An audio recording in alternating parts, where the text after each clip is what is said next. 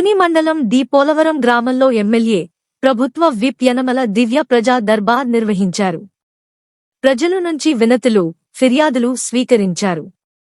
వచ్చిన ఫిర్యాదులను వెంటనే పరిష్కరించాలని అధికారులకు ఆమె సూచించారు.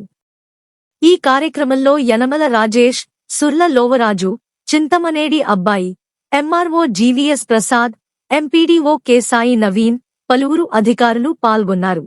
గ్రామస్తులందరికీ కూడా ఇవాళ ఒకటి గుర్తు పెట్టుకోవాలి, మీరంతా మీ అందరి వల్లే నేను ఇవాళ ఈ స్థానంలో ఉన్నాను. మీ అందరి వల్లే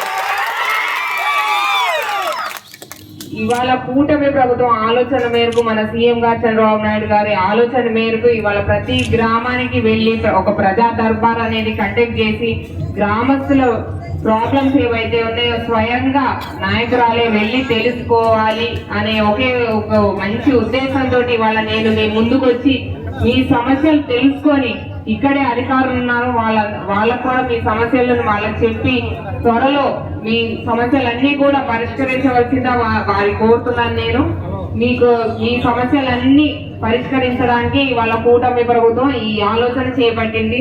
దీన్ని మీరందరూ స్వాగతించి ప్రతి ఒక్కరికి ఏమైనా కష్టం ఏదైనా ఉంటే కూడా, చిన్న సమస్య అయినా సరే పెద్ద సమస్య అయినా సరే మా వంతు ప్రయత్నం మేము తప్పకుండా చేస్తాము. మీకు ఎప్పుడు కూడా ఈ పోలవరం గ్రామస్తులకి నేను ఎప్పుడు రుణపడి ఉంటాను.